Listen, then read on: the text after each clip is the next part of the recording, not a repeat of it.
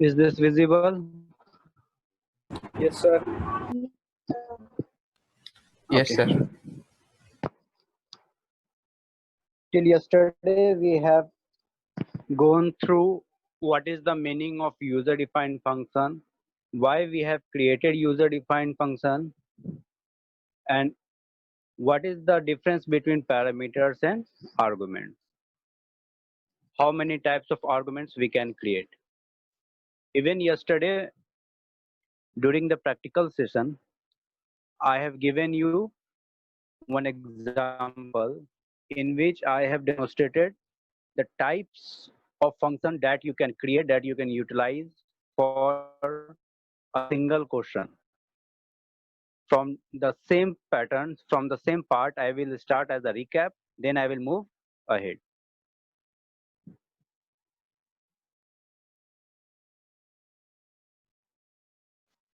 Let's recap what we have learned yesterday. Just I need to recall you that what we are going to do here, we are going to ask two numbers from the user, then add the number and then show it. For for the solution of this problem, I am going to provide you three types of function.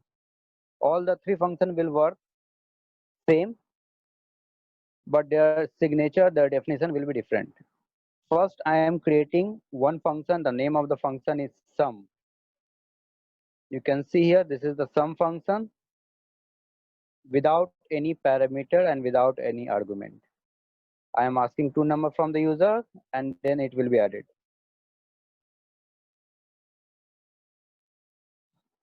Nothing is written here because I have not called the function. Now I am going to call the function sum.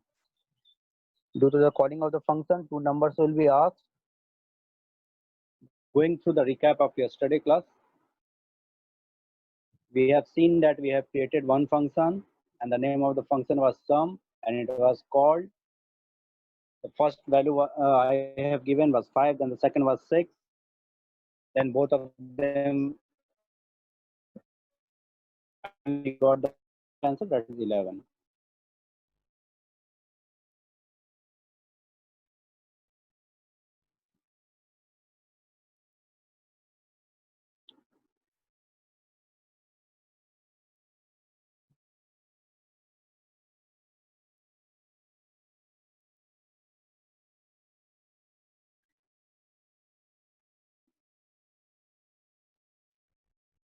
After the sum, I have created one more function for the same solution and the name of the function was sum1.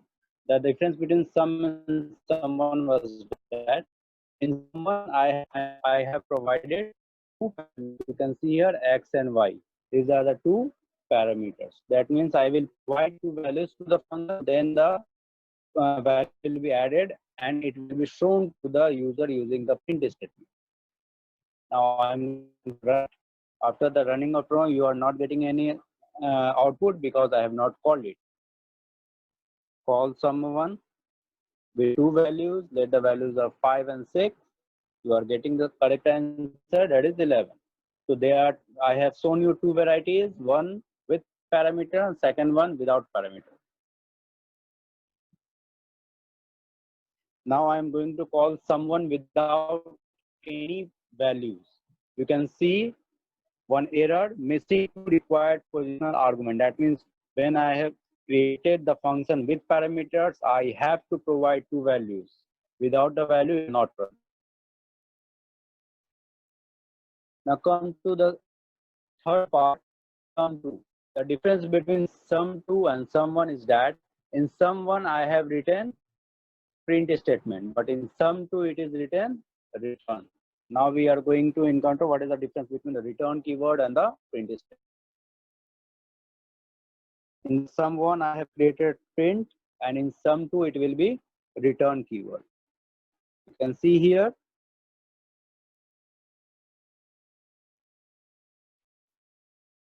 So in sum2 you can see here it is return keyword. Let's run the code and analyze the difference.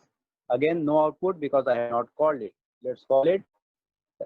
First, I'm going to explain you I am calling sum with 2 parameters. It will not execute because I have called and executed the function. The name of the function was sum2. That's any function which was not executed recently.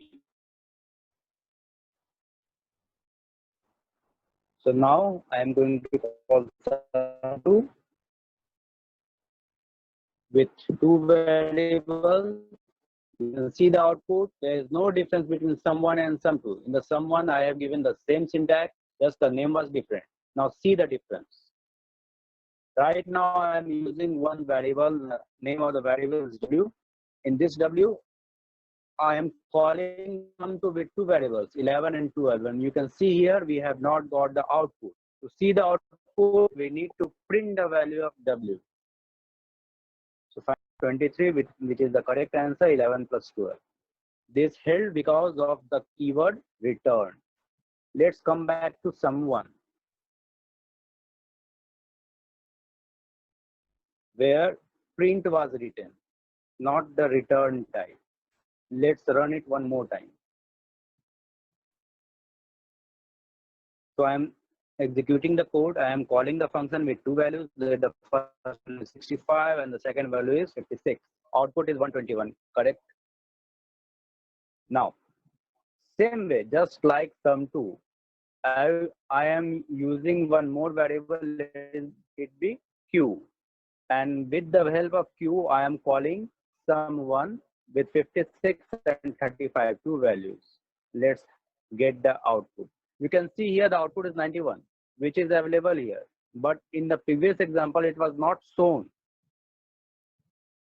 And now I am printing the output q. Just wait for 1 minute. Recall what we have done in the previous example. When I called sum2, then in the variable w, the output was calculated and saved. It was not shown. It was not shown in to the output screen. But in this example, sum1, where I have written print, I have not written return. In sum1, the signature was having print statement, not a return statement, due to which this 56 and 35 was added, calculated, and shown to you. And the correct answer was 91, which is available to your screen. But what happened to q? Recall that when I was explaining about the calling of function, I have informed you that Python returns at least Python returns 1 or 2 values or multiple values. If you are not returning anything, then also Python will return a special variable, and the name of the variable was none. And this none is here. Since sum1 was not returning anything, that's why compiler returns the special variable, and that variable was none, that value was none, that was given to q. And when I tried to get the output from q, we got the answer none. This was the difference between return type and without return type. So these were the programs that we have gone through last day, that is yesterday. Now, in the today class, we will start with built-in functions. Till now, we have gone through user-defined function. That means those functions that we can create, we can call, and we can utilize. But built-in functions are those functions that are already created by Python. Just you need to call them and use them. It is much easier. Just you need to remember that what are the functions, what are their functionalities. This chapter is very much important. From this you will multiple questions in your board examination. First, define built-in functions. So built-in functions are whose definitions are already created by Python for the ease of the programmer. We just need to call them and use them. For some specific functions, we need to import its respective module.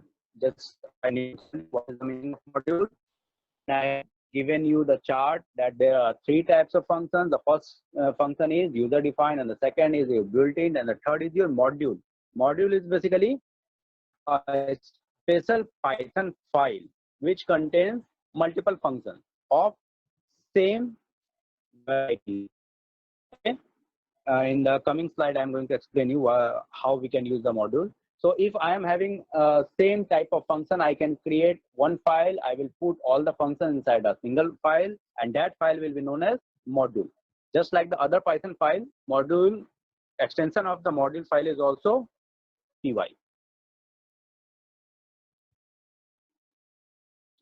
These are the entire built-in functions that is available with Python.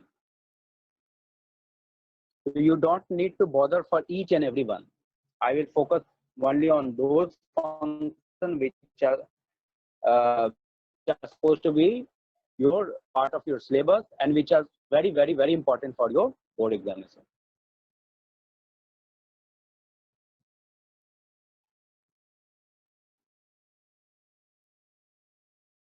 Now, let's go through the important built-in functions.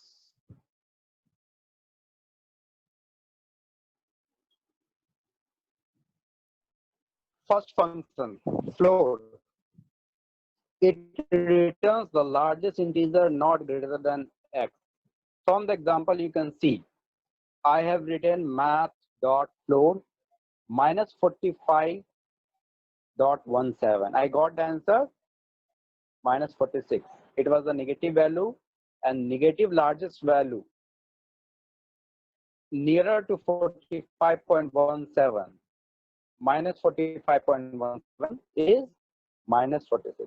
Same way you can see when I am using positive value. When it is 100.12, I got the answer 100. And when I am providing 100.72, even I am getting the same answer, that is 100. Just I need to focus you on the main stream of float, and that is float will always give the nearer largest integer. Okay, don't confuse it with ceiling and floating of a mathematical number. We know that in math, if it is 100.4, that can be equivalent, that can be written equivalent to 100. But when I am writing 100.8, that will be equivalent to 101. But when I am using float in Python, whether it is 100.1 or 100.99, the answer will be, the floating part will be 100 only. Now FABS, it is basically an absolute value with the float number. You know the absolute value. Absolute value means just we need to focus on the magnitude. We don't need to provide the that is the positiveness or negativeness of the number. Whether it is a positive number or it is negative number, you will get only the magnitude of the number. Sign will not be entertained. You can see here in the example, when I have written math.fabs minus 45.17, I am getting the answer 45.17. Way math.fabs 100.12, getting the same as 100.12. For positive value, you will not get anything different from the same number, but for the negative value, the sign will be eliminated. Now exp, that is exponential function. You will get the e to the power x value. You can see the output when I have written math.exp minus 45.17. Basically, I am getting the answer e to the power minus 45.17. The output of e to the power minus 45.17. Same way, e to the power 100.12 and e to the power 100.70. These three functions can be utilized in your programming also.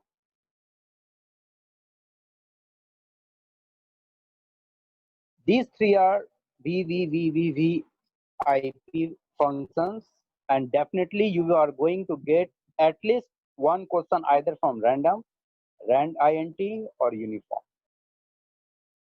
It will come in your output related question. or it can come in your error related question, but it will come definitely. Let's analyze the random function. Before analyzing the random function, I need to focus on the first line, what I have written here, some functions from random module. That means these are the functions which are written inside a special file or special module, and that module is basically known as random module. So whenever we are going to use any function of any module, we need to write the name of the module dot the name of the function. So we need to write the name of the module dot name of the function. The first function is random. The output of random is it returns a random float number between 0 and 1. It can be 0, but it will be less than 1. It will never touch 1. So whenever you are using random variable, you can see the example random dot random. Any random value will be provided by the compiler, and that will be at least 0 or greater than 0, but it will be less than 1. You can see here I have executed the same code twice.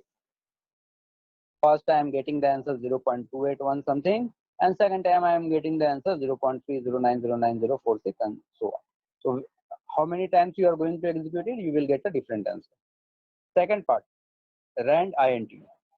It is used for a particular range. In the random, when I am using random, it will provide you any random variable, any random value in between 0 and 1. But when you are using rand int, it will provide you any random value in between a and b. Any random value, let the random value is x, in between a and b. When I am using rand int 1, 10, it can provide any random value in between 1 and 10. One thing you need to understand here, that here a and b both can be included. You can see the statement here, x is less than or equals to a, and x is greater than or equals to a, and x is less than or equals to b. So it can include those two values also, but it will be a random value. You can't justify which value is coming out when we are going to use the rand int. First time I am executing with 1 and 10, I am getting the answer 5. Second time I am using with -2 and 20, so I am getting the answer -1. Third one, uniform. What is the main difference between uniform? You can see through the mathematical expressions. When I am using uniform, x is less than or equals to x. X is greater than or equals to a, same as rand int. But x is less than b, not equals to b. But here x is less than or equals to b. So when you don't need to include the last value, the highest range, that means I don't need 10. I need the any random value in between 5 to 10, excluding the value 10. I will use uniform. But if I need 10 also, then I will use rand int. That is the main difference between rand int and uniform. So these three are most VVIP part. You need to understand each and every part. I will show it even through our example session also, practical session also. Next function are ABS. As I have informed you about FABS. FABS are where for float number, but this is for integral number. Same thing. When I am writing -45, I am getting 45. Absolute number that you have also gone through in your mathematical classes of junior sections. You must have learned about absolute number. Same thing we are using here. Max and mean we have already seen during our list function. Max will return the maximum of the number, maximum of the list that I am providing in between the brackets. You can see here I am providing 80 100 and 1000, so I am getting 1000. If it is a minus 80, minus 20, and minus 10, in all the three numbers, minus 10 is the maximum number. Same way, you can utilize the mean also, whether it is positive or negative number. It will provide you the minimum of all the collections. CMP. CMP is used for comparing a number. When you are using CMP, you can get three answers. Either it will be -1, or it will be 1, or it will be 0. Let's analyze when we are going to get these three values. You can see the description. It returns the sign of the difference of two numbers. It returns the sign of the difference of the two numbers. That means when it is 80 minus 100, so I'm going to get minus 20. So it is just returning sign of the number. Minus 20, that means minus 1. So if I'm getting any minus number, that means the first value is less than the second value. Let the first value is A, let the second value is B. So when A is less than B, I will get minus 1. Okay. When A is greater than B, I will get plus 1 or just 1.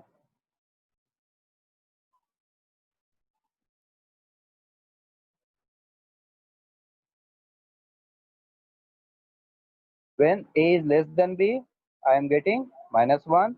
When A is greater than B, I am getting plus 1. So when I am going to get 0, now I think you can understand when I am going to get 0. So I am going to get 0 when A is equals, when both the values are same, we are going to get the answer 0. So when the first value is less than the second value, we will get minus 1. When the first value is greater than the second value, we will get plus 1. And when both of them are same, we will get 0.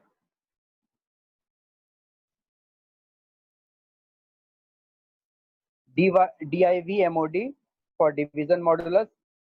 Using this function, two numbers will be divided and you will get the quotient as well as remainder also. You can see through the example. When I have written div mod with two values 14, 5, I am getting the answer 2 and 4. Why?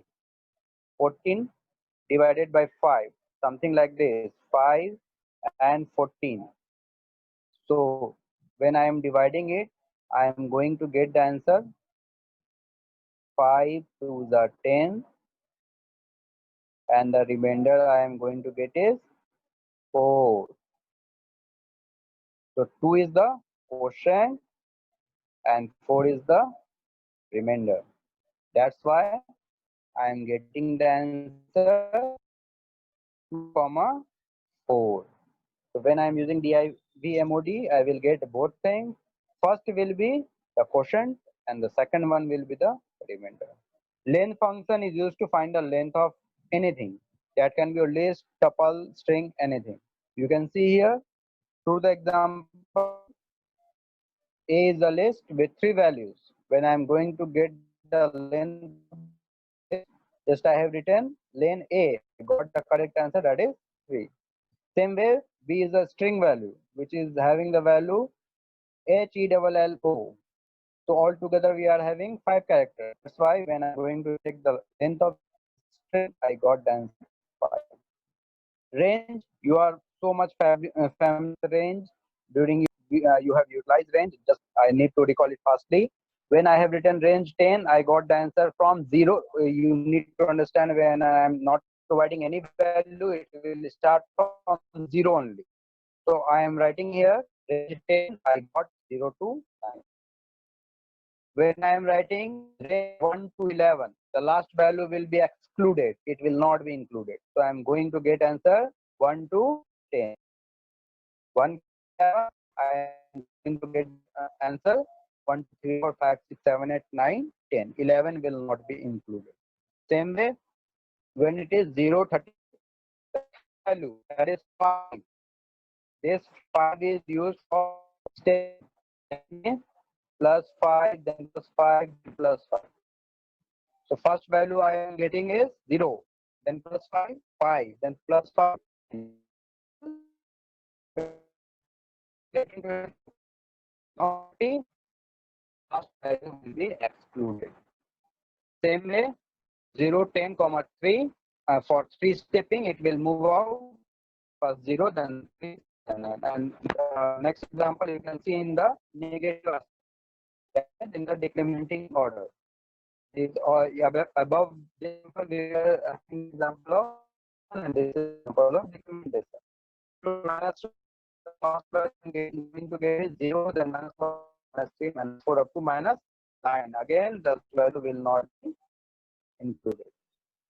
When I am using range 0, when you are using 0, you are going to get 0, 1. Same way, range 1, 0. The first value is greater, second value is smaller. It is not a negative stepping. So same way, you are going to get nothing just because of the error.